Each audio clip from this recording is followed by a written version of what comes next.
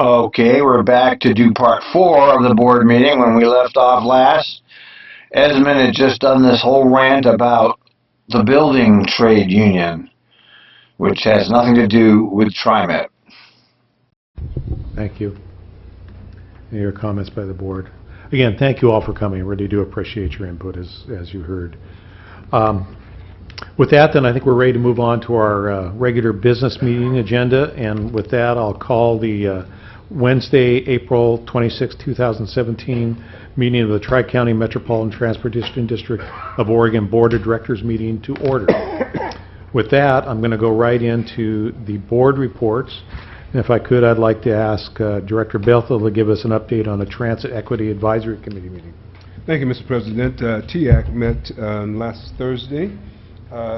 We had the opportunity to have a general manager come in and be with the TAC community, which was very good and very informative. Talked about workforce contracting, low-income fare, excuse me, let me clear my throat, that he is a low-income fare advocate, and talked about the fair enforcement bill for the administrative process that's currently going on in the legislature of having the ability to bring in those in-house. And moving ahead, we'll talk, shared with him and he shared with TIAC about building service expansion, how you balance the concerns between building out service and how do you expand. Also wanted to note that in doing all of this, we keep in mind or keep an eye on how this affects our riders and how those decisions and things make an impact on them in terms of what they're doing. Three things we try to look through. Question came up around the whole issue you've just heard about, the transit police department or building and a lot of the misinformation that is out there. There were some concerns from those on TAC about are we cooperating with ICE, and we definitely are not cooperating with ICE.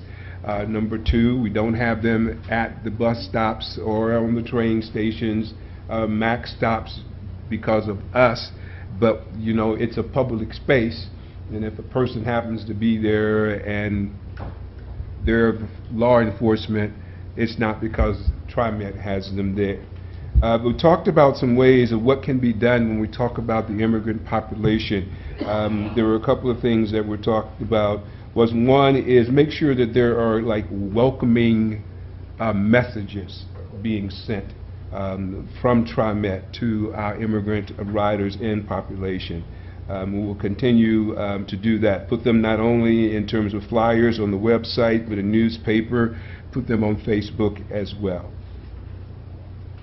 The overall perception is the last thing I want to say about the new transit police is that it was not of policing and fare enforcement, and not so much the building, but the assumptions by many that Trimet is out to get us, that Trimet is going to just increase and just go out and start arresting folk and throwing them inside of interview rooms, putting them in detention cells and say, aha, we got you.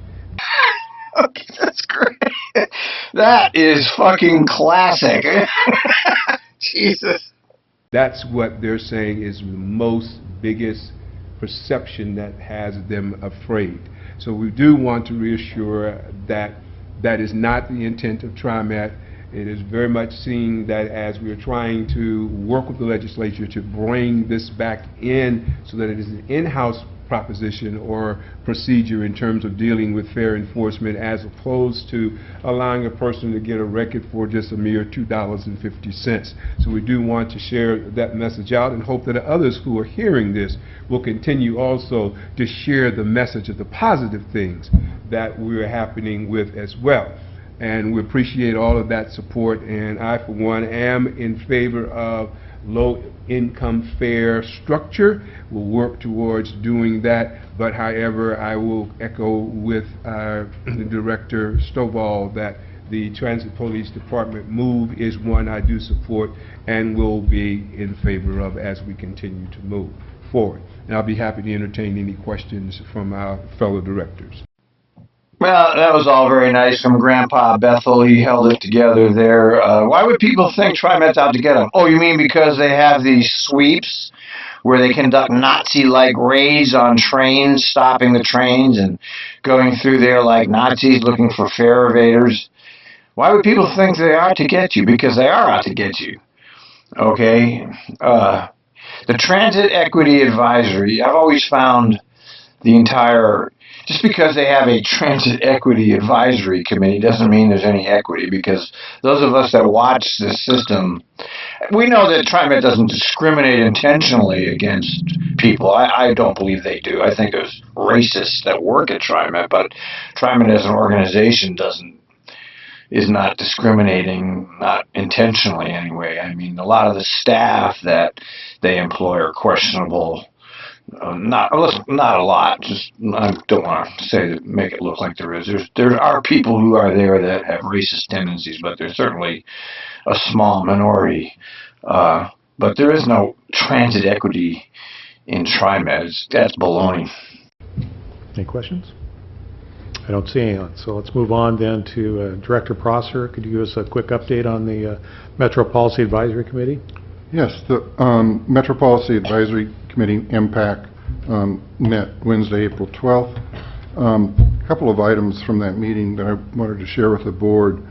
Number one, under Counselor Communications, a member of MPAC had asked for a discussion about ICE and their activity. And one of the things, there's a couple of things that were shared. The mayor of Beaverton talked about welcoming cities, and it's rather than sanctuary cities, we want to be welcoming to all people, and that sounded really interesting to me, and I think it's worth looking into to see if we can become a welcoming transit agency. The other thing related to that was again, the MPAC member talked about the Department of Homeland Security, and if I remember my acronym correctly, it's the Civil Rights Civil Litigation section, has, interestingly enough, a community engagement effort called a roundtable. These are held in selected cities across the country, and from what I understood from what this individual reported to us, there is one up in Seattle, there's one down in LA, but because of interest from the community, apparently these roundtables are also starting to be held in Portland. And so it's a way for jurisdictions to get together and talk to Homeland Security and comment and give advice. And again, this one was very interesting to me, and I would encourage staff to look into this. It's not a set invitation list, and jurisdictions can show up unannounced. And it would be interesting to see if maybe there's something there that would be of value to TriMet. So the second thing that was discussed that I wanted to share is an update on the Vision Zero and Regional Transportation Safety Action Plan. Vision Zero is a program that's being pursued by several cities, and Vision Zero means zero fatalities in the transportation system. And so Metro is putting together a plan for how that can be achieved within the metro area. They're really looking at fatalities, and the overwhelming number of fatalities are automobile related. And so as they went through their discussion, it was really focused on automobile safety and how we can improve the system to reduce the number of fatalities. They did, however, talk about, this is for the transportation system, all over. They specifically mentioned transit, bicycle, and pedestrian. One of the comments that I gave them was, I think what they're doing is important, it's worthwhile. But one of the things I noticed was they specifically said this was for all forms of transportation, but the discussion they presented was probably 95% focused on automobiles. So I brought that to their attention and encouraged them to look at their draft plan and see their ways to improve traffic safety, transportation safety among the bicycle community, not necessarily focused on automobiles. Same thing with pedestrians, and same thing with transit. I know, we've identified certain problematic intersections where just because of the design of the intersection makes it difficult to get buses through the intersection, and that difficulty, of course, opens up the possibility for collisions. So they sounded interested in that comment, so something to monitor and look at and see where it goes. So, Questions of... Yeah, a bunch of bureaucratic mumbo jumbo. These are bureaucrats being bureaucrats, talking shit. Nothing to say about his report. Director Prosser, thank you for making that point clear. That's very important. All right, with that then, we'll move on to the General Manager's report. Mr. McFarland. Board President, members of the board, good morning. And I did want to just start off with a report on ridership from last month in March. 8.6 million trips on Trimet. That was down from last year by about 0.6%. But again, interesting movement within the numbers that I wanted to point out. Overall peak hour ridership was up about 1.4% system-wide, down midday and weekend by about 1.7%, so offsetting. Interestingly, max ridership at peak was up 4.3%. So again, but there were declines on weekend ridership. So you begin to see some countervailing forces, but again, the system doing an enormous amount of work and a growing amount of work during our increasingly congested peak periods here. As he sits there and tries to spin this way and spin this that way, the fact of the matter is ridership is flat on Trimet. It's been flat for years.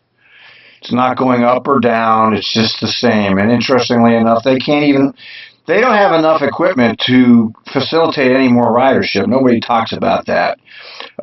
Listen to the calls. I listen. The buses are packed. The trains are. They can't carry the amount of people they have now. There's so much money invested in capital projects and other things that they don't have enough funds to actually run the actual transit system. So it's flat, and it couldn't go up even if it wanted to because there's no more room. And it's not reliable. It's not going to attract new riders. Nobody's going to give up their car for this system. I mean, all the riders that are on there are doing it because they don't have much of a choice. In the Portland metropolitan area. The other thing I just wanted to note is that I'll actually call up Sarah Tui and J.C. Vanetta. We are starting this Sunday a major piece of construction which will have significant impacts on our riders. Sarah is here to describe the scope of the work. J.C., our efforts to reach out to our riders. We will be an all-hands-on-deck kind of agency associated with both getting the work done as well as helping our customers through the interruption. The timeline for this is challenging for us because it will actually run for 3 weeks. And you'll see why as Sarah goes through the scope of this particular project. So if I could turn it over to them for a moment. Good morning, members of the board. Thank you, Neil. I'm Sarah Toohey. I am the resident engineer for this upcoming project, which I'm sure you've probably heard about given our robust outreach efforts. Like Neil mentioned, this is a larger disruption. It's 3 weeks long. Thank you. Runs from April 30th through May 20th. I want to just dive into some of the details because I'm sure that you guys probably don't know exactly what's going on and why we have such a large disruption at this time. So what we're talking about is actually 4 smaller projects that have been combined into one larger project due to, we would like to maximize efficiencies, reduce bus bridging, reduce overall costs, and more importantly, reduce the impacts to our customers. So if you can take a look behind you, this is 11th Avenue. Yamhill and Morrison, the special track work at these locations at the intersections it's going to be replaced. Given it's the original track work from the Blue Line built in 1986, it's reached the end of its service life, and so we're going to be replacing the track work as well as the electric switch machines on Morrison and the manual switch machines on Yamhill.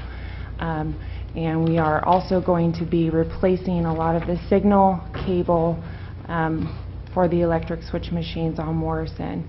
A lot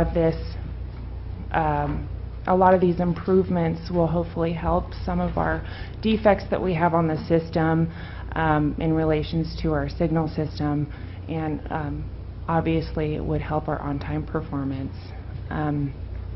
So aside from these 2 projects, we're also going to be working on the curved rail down at Southwest 1st Avenue at the intersections of Yamhill and Morrison. This is very much more simple construction. We're just replacing curved rail. There's no special track work or signal system that we're getting involved with. This does take a significant amount of work up on Yamhill and Morrison because of the wooden ties that were placed during construction in 1986. We're going to remove all of those and put in a more robust concrete track structure, which hopefully will help with defects in the future. That's about it. Perfect. And so, Okay, well, I guess that's informative. We don't really understand engineering, or I don't, but to disrupt your system for 3 weeks like this is pretty catastrophic. To disrupt people's lives for this long is catastrophic. And I don't know, it seems to me like, why couldn't they do like one side of the rail, like going west first and keep the east side open, and then switch to the east side and keep the west open? I mean, to just shut the whole thing down at once. I think that's government at its best, to be honest with you. They just disregard the lives of the consumers, of the citizens. Trimet likes to call them customers. Well, they're not customers because there's no choice in how you get anywhere in this. Either you have a car or you ride Trimet. There's no choice. I guess you could use Uber, but people can't afford that. Trimet is the only public transportation in town. They're not customers, they're riders, but they like to use the word customer because it sounds good. I don't know, it seems to me that that kind of decision is very disrespectful of your customer base, your rider base. There's got to be a way to facilitate this smoothly, and if you've been following along, it's been a nightmare for people out there. It's just a nightmare. Doesn't matter the Trimet officials. They get their salaries. Everybody at Trimet gets paid on time. As a matter of fact, people make more money. Union people make more money during these disruptions because they get a lot of overtime. So I mean, but that's one of the problems with public transportation. The worse the service, the more money people make, which I've always found funny how there's a reverse corollary of service. The worse the service, the more overtime. I'll take it from there, Sarah. I'll go quickly over our, our service plan overview and all the communications that we're doing about it. Excuse me, JC, Yeah. may I ask a question about the projects themselves before you get into that? Sure. Absolutely. When I look at the picture of the road work, that area was obviously put in 1986, but the rails on the either end of those work areas, I assume, would be the same age. Are they going to have to be replaced at some time, or the entire alignment through downtown? Well, the tangent rail doesn't wear as fast as the special track work for the Okay, switches. tangent is... Tangent, straight rail. Thank you. Yeah, versus any curved rail or switches that move back and forth. That tends to wear a lot faster. Okay, thank you. That was actually a good question. So what about in Hillsborough? What about in Beaverton? What about in Sunset Transit Center? Yeah, doesn't wear as quickly. Sorry, JC. No, it's all good. So I just want to go quickly through the service plan overview. As Sarah made mention, with construction in 2 areas on Morrison and Yamhill, it will not allow our train traffic to go through. So those will be rerouted. Our red and blue lines will be rerouted onto the Transit Mall, onto 5th and 6th Avenue, where they'll turn around at our Jackson turnaround and then proceed back out on their respective lines. Our yellow and orange line, there will be no rerouting on that one. Our green line trains will come in from Clackamas Town Center and end at the Rose Quarter, where people will transfer onto a shuttle bus, and I'll talk about that in a minute. On the east side, all of our trains will run at a reduced frequency at 20-minute headways. On the west side, we will be not running the red line, and the blue lines will come in from Hatfield Government Center and end at Providence Park, and our riders will transfer there onto a shuttle bus. And again, I'll talk to you about that in a second. On the west side, those trains are full, so they'll be coming in at 10-minute frequencies during our peak hours and 15-minute frequencies at other parts of the day. When it comes to the MAX shuttle, as I said, so trains come into Providence Park, our riders will transfer to a shuttle bus that will then take them to the Transit Mall, where they can transfer to other Trimet bus and rail service, or if they want, they can stay on board and travel through downtown across the Steel Bridge into the Rose Quarter, where they can transfer to other MAX trains and buses there. And so the headways are pretty good on the shuttle. You'll see the amount of time in between the frequency on the left-hand side. Because the Morrison and Yamhill are key crossings of the streetcar, we will be interrupting their service. So with it, we will provide a shuttle service for the streetcar. It's in an orange, yellowy color on this map. And it will run every 6 minutes, taking people from northwest Portland to southwest Portland to bridge that service.